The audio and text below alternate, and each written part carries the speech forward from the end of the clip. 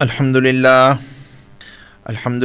رب العالمین والعاقبۃ للمتقین والصلاة والسلام علی رسولہ محمد وآلہ وصحبہ اجمعین نحمدہ ونستعینہ ونستغفرہ ونؤمن بہ ونتوکل علیہ ونعوذ باللہ من شرور انفسنا ومن سیئات اعمالنا من یہدہ اللہ فلا مضل لہ ومن یضللہ فلا ہادی لہ ونشہد ان لا الہ الا اللہ وحدہ لا شریک لہ ونشهد أن سيدنا مولانا محمدا عبده ورسوله قال الله تبارك وتعالى في القرآن الحكيم بعد أعوذ بالله من الشيطان الرجيم بسم الله الرحمن الرحيم والعصر إن الإنسان لفي خسر إلا الذين آمنوا وعملوا الصالحات وتواصوا بالحق وتواصوا بالصبر.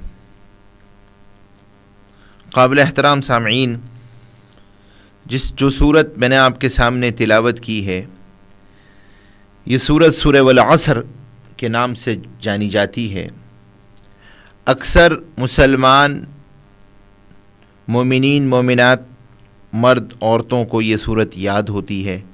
قرآن کریم کی مختصر ترین صورتوں میں سے ہے اور جامع ترین صورتوں میں سے ہے. مختصر اس لیے کہ یہ کل 3 آیات پر مشتمل ہے اور ان میں سے پہلی آیت صرف ایک لفظ پر مشتمل ہے، یعنی والعصر. اور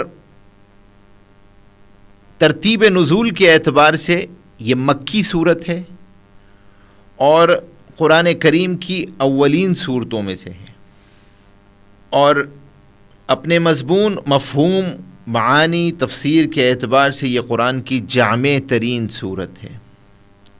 اس لیے کہ قرآن کریم خود ہدایت کی کتاب ہے. یہ انسان کو کامیابی اور فوز و فلاح کا راستہ دکھانے کے لیے نازل کیا گیا ہے، اور یہ انسانی نجات کی کتاب ہے کہ انسان اس کتاب کو پڑھ کر اس پر عمل کر کے دنیا میں اور آخرت میں کامیابی حاصل کر سکے. اس صورت کے اندر اللہ تبارک و تعالی نے مومن کی ایک کوڈ آف کنڈکٹ کو بیان کیا ہے اور اس کی کنڈکٹ آف لائف کو بیان کیا ہے. ابتدا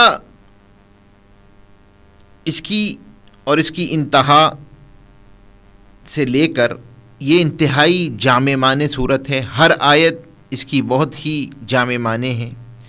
اس کے فضائل بے شمار ہیں. صحابہ اکرام رضی اللہ تعالی عنہم اجمعین کا یہ معمول تھا کہ صحابہ جب آپس میں ملتے تھے اور ایک دوسرے سے جدا ہوتے تھے تو آپس میں ایک دوسرے کو تلقین کے لیے سورہ عصر تلاوت کیا کرتے تھے. اور امام شافعی رحمۃ اللہ علیہ نے اس کے فضائل لکھے ہیں، اور امام شافعی رحمۃ اللہ علیہ نے لکھا ہے کہ اگر پورا قرآن نازل نہ ہوتا اور یہ صورت نازل ہو جاتی تو انسان کی ہدایت اور نجات کے لیے کافی تھی. اللہ تبارک و تعالی نے اس صورت کی ابتدا فرمائی ہے والعصر سے، قسم کھائی ہے اللہ نے، اور قسم کھائی ہے زمانے کی.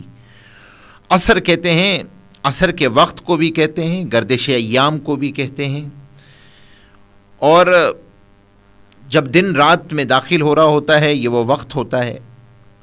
تو اس گردش ایام کی اللہ نے قسم کھائی ہے، اور قسم جب کھائی جاتی ہے تو جیسے بعض مفسرین نے لکھا ہے کہ اس سے مقصود جس چیز کی قسم کھائی جا رہی ہے اس کی اہمیت کو بھی بتلانا مقصود ہوتا ہے.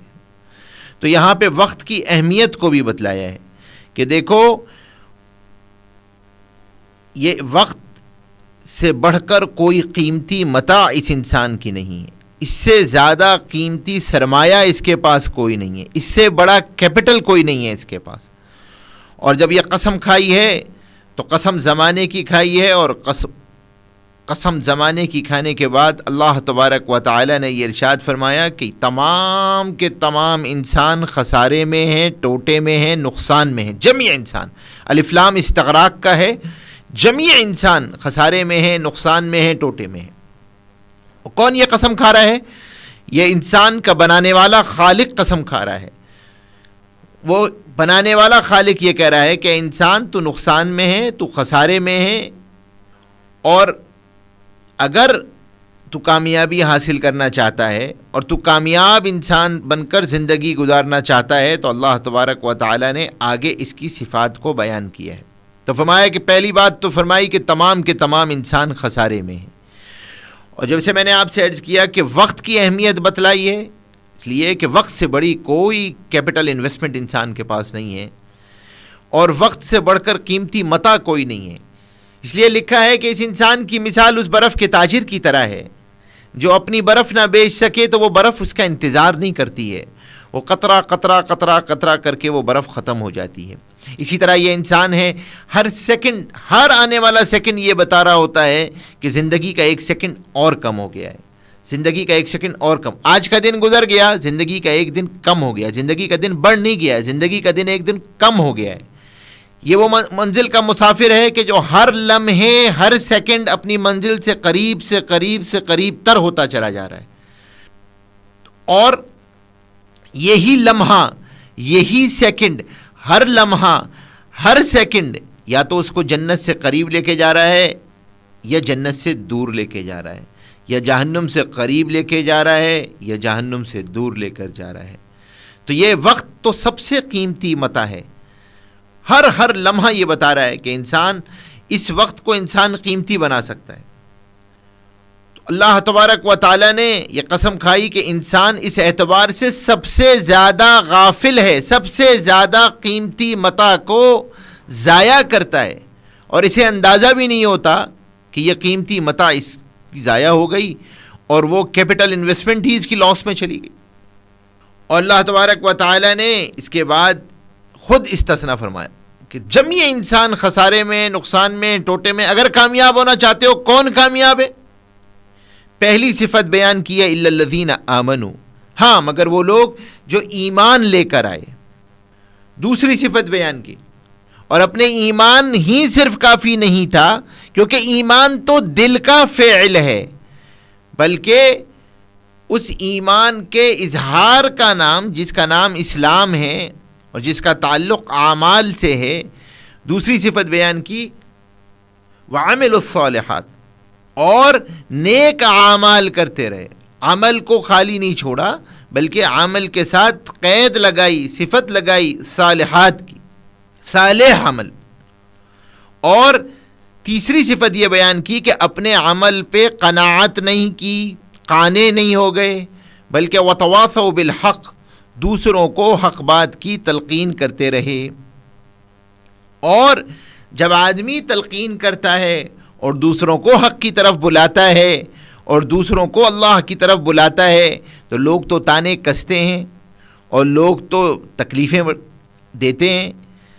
تو چوتھی لازمی صفت اس کے ساتھ بیان کی کہ ان پر بکھر مت جانا اور ان پر پریشان مت ہو جانا، بلکہ وتواصوا بالصبر، اور اس کے ساتھ ساتھ صبر کی تلقین کرنا. تو یہ چار صفات ہیں کامیابی کی، نجات کی، جو اللہ تبارک و تعالی نے اس انسان کے لیے بیان فرمائی ہے. ہمارا آپ کا ذمہ یہ ہے کہ دیکھیں یہ بہت ہی، اس کے الفاظ بہت سادہ ہیں، بہت آسان ہیں، اور ایک عام اردو دان شخص کے لیے بھی یہ الفاظ نامانوس اور مشکل نہیں ہیں. ہم ویسے ہی مانوس ہیں ان الفاظ سے. مثال کے طور پہ اثر کا لفظ ہماری عام بول چال میں بولا جاتا ہے، خسارے سے ہے ہماری عام بول چال میں بولا جاتا ہے. ایمان، عمل صالح، حق، صبر، تو آسان صورت ہے اور ترجمہ بھی اس کا بہت آسان ہے. لیکن جو اس کی جامعیت ہے وہ یہ ہے، جو اس کا کہ انسان کو ان چاروں صفات کے اندر اپنا تجزیہ، اپنا محاسبہ، اپنی سیلف ایویلیویشن کرنی ہے کہ میں کہاں پر کھڑا ہوا ہوں. کامیابی اور ناکامی کا معیار تو اللہ تبارک و تعالی نے خود بیان فرما دیا ہے، اور اس کے حقیقی نفع نقصان کا معیار خود بیان فرما دیا ہے. اب یقیناً ہر انسان جب زندگی گزارتا ہے تو اپنے سامنے کامیابی، ناکامی، نفع نقصان کا کوئی نہ کوئی معیار ضرور رکھتا ہے. اس کی ساری عملی جد و جہد اور دنیا کی زندگی میں اس کی تمام محنت و مشقت کا رخ اسی معیار سے متعین ہوتا ہے. اور ایسا نہیں ہوتا کہ آدمی اپنا ویژن، اپنا گول، اپنا مطمع نظر اور آئیڈیل کسی کو نہ بنایا ہو. حتیٰ کہ چھوٹے چھوٹے بچے جو ہوتے ہیں وہ بھی اپنے سامنے کوئی نہ کوئی معیار مطلوب ضرور رکھتے ہیں جس کے لیے وہ اپنی تمام محنت اور جد و جہد کو مرتکز کر لیتے ہیں. اب اگر ہمیں دیکھیں گے، ہمارے کسی کے نزدیک روپیہ پیسہ ہے، کسی کے نزدیک مال و دولت ہے، کسی کے نزدیک زمین و جائیداد ہے، کسی کے نزدیک حیثیت و وجاہت ہے، کسی کے نزدیک اقتدار ہے، کسی کے نزدیک دنیاوی دبدبہ و جاہ و جلال ہے، عزت و شہرت و نام و نمود ہے. سب لوگ الا ماشاء اللہ انہی چیزوں کی طلب میں لگے ہوئے ہیں اور اسے ہی کامیابی اور ناکامی کا معیار سمجھتے ہیں. اپنی ساری سعی و جد و جہد، محنت، مشقت اسی میں صرف کرتے ہیں. سورہ والعصر ہمارے سامنے وہ عظیم حقیقت لے کر آتی ہے کہ دیکھو بنانے والا تم سے کیا طلب کر رہا ہے. تمہیں جو نظر آ رہا ہے یہ تو صرف اور صرف آنکھوں کا دھوکہ ہے. بنانے والا حقیقی زندگی تمہارے سامنے پیش کر رہا ہے کہ اگر کامیاب ہونا چاہتے ہو تو سب سے پہلی صفت ایمان ہے. ایمان دل کا فعل ہے. ایمان دل کا فعل ہے. ایمان کہتے ہیں اللہ کی ذات اور اللہ کی صفات پر یقین. اللہ کی ذات، اللہ کی صفات پر یقین. اور ایمان کے پھر مختلف درجات ہیں، اور اللہ کی ذات، اللہ کی صفات پر یقین ہے، اور یہ خالصتاً دل کا فعل ہے، اور یہ بنیاد ہے کیونکہ انسان سے عمل بقدر یقین صادر ہوتے ہیں کہ یہ یقین اور یہ ایمان یہ پیٹرول ہے. ایمان کا محل وہ دل ہے، اور دل کی مثال ایک کنویں کی طرح ہے. اس کے اندر 4 پرنالے گرتے ہیں. ایک نگاہ سے گرتا ہے، ایک کان سے گرتا ہے، ایک زبان سے گرتا ہے، ایک دماغ. جو سوچا، جو دیکھا، جو بولا، جو سنا، وہ یقین دل میں آتا ہے. تو اللہ تبارک و تعالی کی ذات عالی پہ یقین اور اللہ کی صفات پر یقین. اللہ کی صفات حقیقی صفات ہیں، اور اللہ کی ذات اور اللہ کی صفات میں کسی کو شریک نہ ٹھہرانا. تو یہ ہے ایمان. اور اسی طریقے سے ان مغیبات پر ایمان لے کر آنا جو مطلوب ہیں، اس میں ایمان اللہ تبارک و تعالی کی ذات عالی پر، انبیاء اکرام علیہ السلام پر، قیامت پر، فرشتوں پر، یہ سارے کے سارے ایمان کے حصے ہیں. تو ہم نے ایویلیویٹ اپنے آپ کو یہ کرنا ہے کہ ایمان کا لیول ہمارا کہاں پر ہے. اللہ کی ذات، اللہ کی صفات، اس لیے کہتے ہیں کہ بھائی ایمان کی بڑھوتری کا یہ ذریعہ ہے کہ اللہ کی ذات، اللہ کی صفات کو بولا جائے. مثال کے طور پہ اللہ کی صفت ہے کہ اللہ کی ذات سمیع ہے، اللہ کی ذات علیم ہے، اللہ کی ذات خبیر ہے، اللہ کی ذات بصیر ہے، اللہ کی ذات قدیر ہے. اللہ کی ذات علیم بذات الصدور ہے. اللہ کا علم کامل ہے. اللہ کا علم کامل ہے. ہمارا علم ناقص ہے. ہمارا علم ناقص ہے. ہمارا علم زمانوں کے ساتھ بندھا ہوا ہے. اللہ کا علم کسی زمانے کے ساتھ نہیں بندھا ہوا. اللہ تبارک و تعالیٰ کا علم کامل ہے. آپ میرے بارے میں کیا سوچ رہے ہیں، میں آپ کے بارے میں کیا سوچ رہا ہوں، کوئی نہیں جانتا. اللہ کی ذات علیم بذات الصدور ہے، جو دلوں کے بھیدوں کو بھی جانتی ہے. ہمارا علم تو اس درجے ناقص ہے، ہمارے جسم پہ کتنے بال ہیں ہمیں تو اس کا بھی علم نہیں. ساری دنیا کے انسانوں کے جسموں پہ کتنے بال، ساری مخلوقات کے جسموں پہ کتنے بال، دنیا میں کتنے ریت کے ذرات، دنیا میں کتنے پانی کے قطرات، دنیا میں کتنی گیسز کے مالیکیولز، سب کے سب اللہ کے علم میں ہے. اللہ کا علم کامل ہے. اللہ کا علم، ہمارا علم ناقص ہے. ہمارا علم ناقص ہے. اللہ تبارک و تعالیٰ کی ذات سمیع ہے. ہمیں تو ایک وقت میں بیک وقت اگر 2 آدمی بولنا شروع ہو جائے تو ہم کہتے ہیں بھئی ایک آدمی بات کرے. اللہ تبارک ساری دنیا میں جتنے انسان اللہ سے مانگ رہے اللہ سب کی سنتے ہیں. جانور اپنی بولیوں میں مانگ رہے اللہ ان کو بھی سنتے ہیں. اللہ تبارک و تعالی 7 پہاڑوں کے نیچے، اس پتھر کے نیچے اندھیری رات میں جو کالی چیونٹی چل رہی، اللہ اس کی آہٹ کو بھی سنتے ہیں. جو وہ مانگتی ہے اللہ تبارک و تعالیٰ اس کو بھی سنتے ہیں، اللہ اس کو روزی بھی دیتے ہیں۔ اللہ کی ذات سمیع ہے، سمیع، سب کچھ سنتی ہے۔ اللہ کی ذات قدیر ہے، اپنی قدرت سے پوری کائنات کو چلا رہے ہیں، پوری قدرت سے اپنی کائنات کو چلا رہے ہیں۔ رات کا آنا، رات کا جانا، دن کا آنا، دن کا جانا، سب اللہ کا نظام۔ کھیتی سے لے کے بڑی بڑی مخلوقات تک سب اللہ کے قدرت سے چل رہے ہیں۔ یہ کسان بیج ڈال کر آتا ہے، اس بیج کو سیدھا کون کرتا ہے؟ یہ بیج زمین پہاڑ کے اندر کیسے جاتا ہے، پھر یہ باہر آتا ہے۔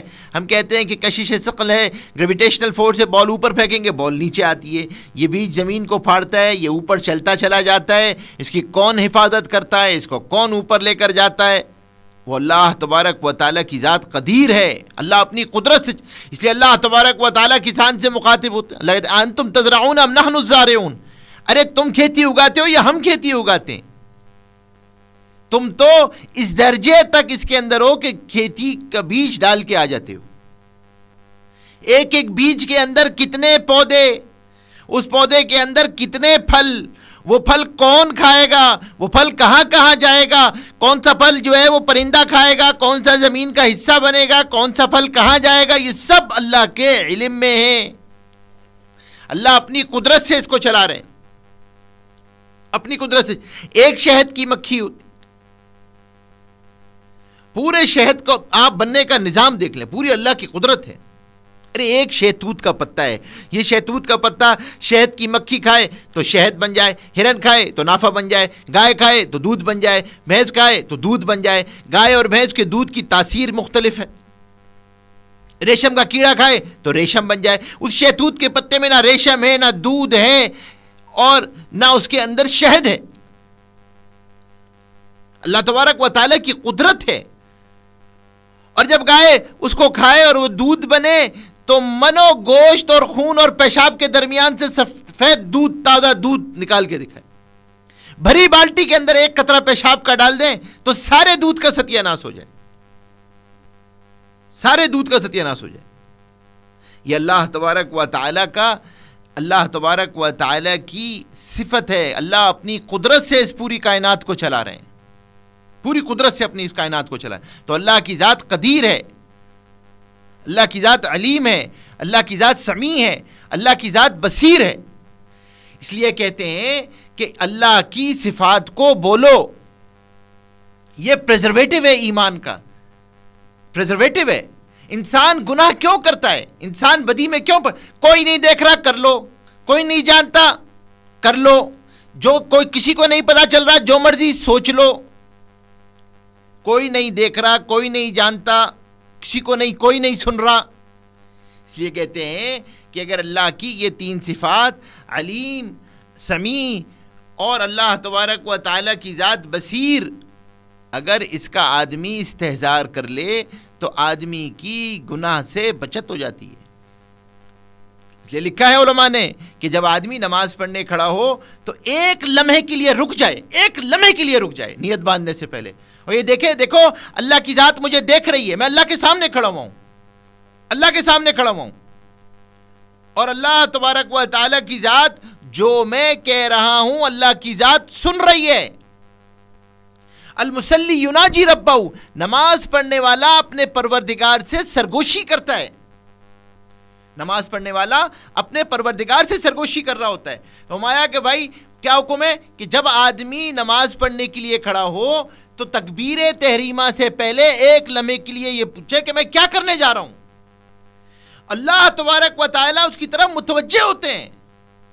بھائی میرے استاد مجھ سے کہیں مولوی نجیب صاحب آپ جو ہیں وہ سورہ فاتحہ سنائیں، تو آپ خود سوچیں کہ جب مجھے یہ پتا ہے استاد جی سامنے بیٹھے ہوئے ہیں اور وہ سن رہے ہیں تو جس اچھے لحن میں اور مخارج سے میں پڑھ سکتا ہوں اس لحن اور مخارج میں پڑھوں گا۔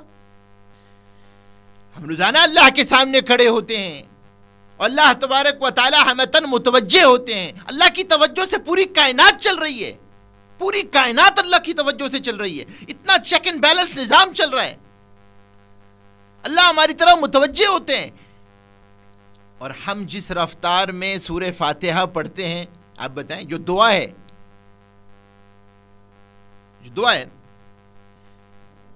دیکھو میرے بھائی میری بہنوں، جب عامر کی عظمت دل میں کم ہو جاتی ہے تو حکم کا ماننا مشکل ہو جاتا ہے۔ حکم آدمی اسی وقت مانتا ہے جب عامر کی عظمت دل میں ہوتی ہے، اس کی عظمت دل میں ہو، اس کی عظمت دل میں ہوگی تو حکم کا ماننا آسان ہوگا۔ عظمت کب آتی ہے؟ جب اس کی آدمی صفات کو بولتا ہے۔ جب آدمی صفات کو بولتا ہے تو اس کی محبت، اس کی عظمت دل میں گھر کرتی ہے۔ اس لیے اس ایمان کا لازمی نتیجہ ہوتا ہے عمل۔ ایمان میں کمزوری آتی ہے، عمل میں کمی آتی ہے۔ تو ایک ایمان کی بڑھوتری کا ذریعہ ہے اللہ کی صفات کو بولنا۔ اسی طرح ایمان حضور پاک صلی اللہ علیہ وسلم حضور پاک صلی اللہ علیہ وسلم آخری نبی ہیں، اور اسی طریقے سے ایمان آخرت پہ، آخرت پہ ایمان، دیکھیں مغیبات کا تذکرہ ایمان کی بڑھوتری کا ذریعہ ہے۔ مغیبات کہتی ہیں جو ہماری آنکھوں کے سامنے نہیں ہیں، فرشتے ہماری آنکھوں کے سامنے نہیں ہیں، لیکن اللہ پوری اس کائنات کو اس سے چلا رہے۔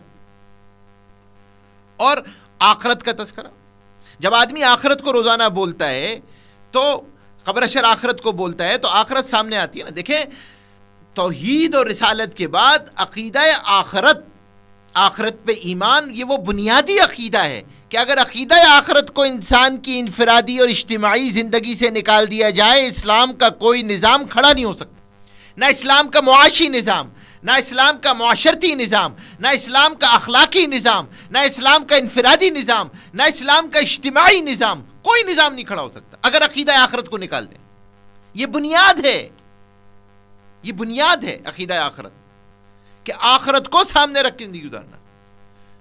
تو آخرت کو آدمی کب، کہ آخرت کو بار بار بولے۔ اس لیے فرمایا جو روزانہ 25 مرتبہ موت کو یاد کرتا ہے اسے شہادت کی موت آتی ہے، اسے شہادت کی موت آتی ہے۔ تو روزانہ موت کو آدمی قبر اشر آخرت کو بولے۔ دیکھو میرے بھائی بہنوں، دنیا میں خدا کا منکر تو مل جائیں گے، موت کا منکر کوئی نہیں ملتا۔ 25 سال، 30 سال، 40 سال، 80 سال، 90 سال، 100 سال، آخر موت ہے۔ تو آگے جو زندگی آنے والی ہے، آگے جو زندگی آنے والی ہے، اللہ تبارک و تعالی نے اس زندگی کو پورے قرآن میں بیان فرمایا ہے۔ اس پر ایمان، اس کو سامنے رکھ کے زندگی گزارنی ہے۔ کہ دیکھو آپ پورے قرآن کو پڑھ جائیں، ایک صفحہ نہیں جاتا ہے قیامت کا ذکر موجود ہے، ایک صفحہ نہیں جاتا۔ کیوں؟ کیونکہ یہ ایسی حقیقت ہے کہ جب انسان محشر میں جائے گا تو جب پہلی مرتبہ دیکھے گا تو آنکھیں تو پھٹی کی پھٹی رہ جائیں گی۔ تو اس وقت کوئی یہ نہ بولے کہ بھائی مجھے تو کسی نے بتایا ہی نہیں تھا۔ اللہ اکبر، پورے قرآن کو آپ پڑھتے چلے جائیں۔ دیکھو ایک وقت آگے آنے والا ہے جہاں سورج سوا نیزے پہ ہوگا، زمین تانبے کی ہوگی، اللہ پورے جلال میں ہوں گے، ماں جیسی ممتا اپنے لال کو بھول جائے گی، باپ جیسا شفیق بھول جائے گا، باپ جیسا شفیق بھول جائے گا، حمل والیاں اپنے حمل کو گرا دیں گی۔ خوف کا وہ عالم ہے، ہر نفسا نفسی کا عالم ہوگا، نفسا نفسی کا عالم ہوگا۔ اس کو آدمی آخرت کب سامنے رہتی ہے؟ جب آدمی بار بار آخرت کا تذکرہ کرتا ہے اور آخرت کو بولتا ہے، اور قبر اشر آخرت کو بولتا ہے تو آخرت سامنے رہتی ہے۔ ورنہ آہستہ آہستہ اس کا یقین کم ہوتا چلا جاتا ہے کہ دیکھو ایک دن آگے آنے والا ہے، ایک دن آگے آنے والا ہے۔ تو آدمی اس آخرت کو سامنے رکھ کے زندگی گزارے، اور آخرت کو سامنے رکھ کے جب زندگی گزارتا ہے تو زندگی گزرنا آسان ہو جاتی ہے، اور اگر آدمی آخرت کو سامنے نہیں رکھتا تو زندگی گزرنا مشکل ہو جاتی ہے۔ پورے قرآن میں سب سے مفسرین نے لکھا ہے سب سے خوفناک آیت، اخوف الآیہ فی القرآن، قرآن کی جو سب سے خوفناک آیت ہوئی، فمن یعمل مثقال ذرۃ خیرا یرہ ومن یعمل مثقال ذرۃ شرا یرہ، رتی برابر بھی جس نے خیر کا عمل کیا ہوگا اللہ اس کو بدلہ دے دیں گے، رتی برابر بھی جس نے شر کا عمل کیا اللہ اس کو بدلہ دے دیں گے۔ اگر سینگ والی بکری نے بے سینگ والی بکری کو مارا ہوگا تو اللہ بے سینگ والی بکری کو سینگ دیں گے اور کہیں گے بدلہ لے لو۔ جب تمام جانور ایک دوسرے سے بدلہ لے چکیں گے تو اللہ کہیں گے کونو ترابا، مٹی ہو جاؤ. اس وقت کافر کہے گا یا لیتنی کنتو ترابا، اللہ کاش میں بھی مٹی ہو جاتا، اللہ مجھے جنا ہی نہ ہوتا. اللہ ایک مرتبہ واپس بھیجیں گے، اللہ کہیں گے اب نہیں، وہ وقت آگے آنے والا ہے. تو ایمان آخرت پہ، مغیبات پہ. تو ایمان کا پریزرویٹیوز کیا ہیں؟ ایمان کے پریزرویٹیوز یہ ہیں کہ آدمی مغیبات کا تذکرہ کرے، آخرت کو پڑھے، اللہ کی ذات، اللہ کی صفات کو اپنی ضرورت سمجھ کے بولے اور ان کو پڑھے